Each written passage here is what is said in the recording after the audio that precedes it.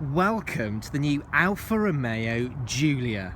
Now, before we get too excited, yes, this is in the UK, but this isn't a UK spec car. In what would turn out to be probably the longest launch process ever, this is still an Italian spec car. It's got Italian plates on and it's left-hand drive, but we've still got it in the UK, and I'm just going to take you around it just to show you what's what. So first of all, the styling. What can I say?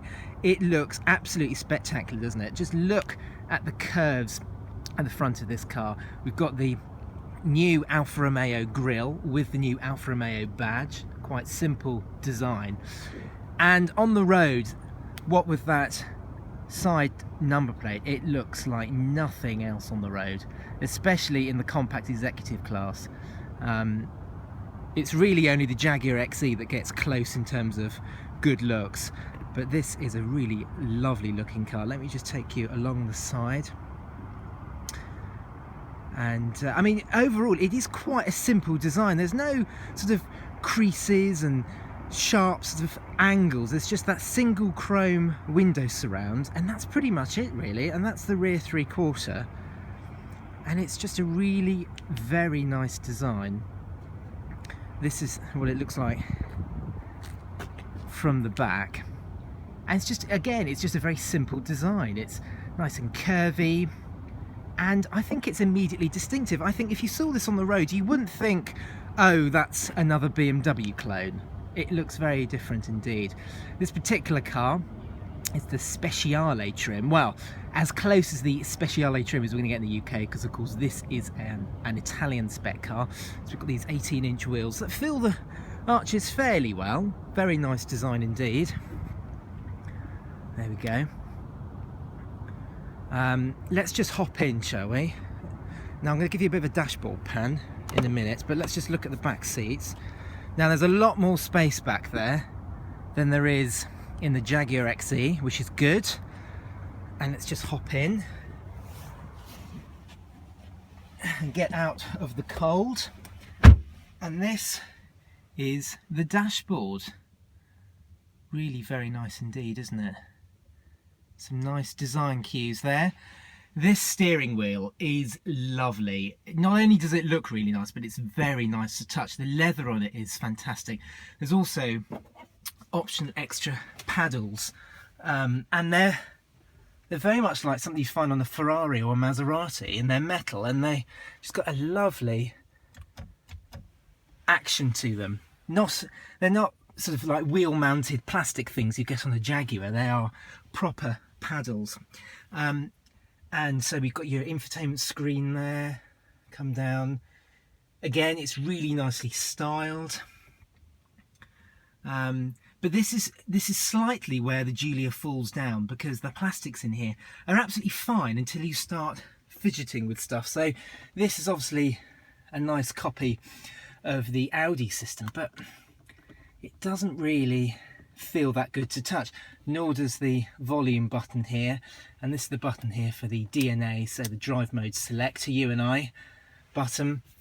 And whilst the leather on the steering wheel feels really nice, the leather on the seats is just a little bit cheap, but overall it is very nice in here indeed. So you've got some nicer quality plastics up here, and then further down there they are pretty low rent, but it is very nice. Let me just start it up. So you've got the starter button on the steering wheel, which is a nice touch, and there's the dials moving around, and the screen's coming to life. Sorry, you can see my reflection, can't you? And the screen looks very good on the dash. It's not stuck on like the Mercedes C-Class or anything like that, but it is quite nice. The navigation screen, which is slowly coming to life, it's very slow in this car indeed. Let me just pull the camera up so you can see a bit more. It's well, that's taking far too long. Sorry, Alfa, you had your chance to impress me, but you haven't done. But yeah, that is the dashboard of the Alfa Giulia. Let's just hop out again and just show you the front seats. And there we go. So you've got Alfa Romeo embossed on the headrests, and overall it's a nice cabin. Like I said, not fantastically made, but it's of decent quality, and that is the byword with this car. It looks beautiful and it's pretty decent everywhere else. So that's the boot. I haven't got the precise size, but it's of a fairly good shape. It's a little bit narrow from here to here, but it's not too bad. It doesn't go back an awfully long way, but there's still a good amount of space on offer there. And so there we have it. There we've got the LED lights, which are very smart. Now I have taken this car for a quick spin. I'm not quite sure how much I'm allowed to tell you about it yet, but what I will say is that whereas with the old Alfa 159, the 159 very much appealed to Alfa aficionados. You'd buy 159 just because you liked Alfa Romeo, but the new Giulia very much stands on its own 2 feet. It's pretty competent on the road, pretty nicely made, spacious, and looks fantastic. So it would seem for a very long time you've got a reason to actually walk past the BMW dealership and not put your deposit on the 3 Series and go with an Alfa Romeo, because if you do that, you'll have something that will impress you and you can be proud to own. So there we have it. There'll be a full road test in Auto Express very soon, and we will also be filming it for Car Buyer as soon as we get it in right-hand drive in UK spec. But there we have it, the Alfa Romeo Giulia.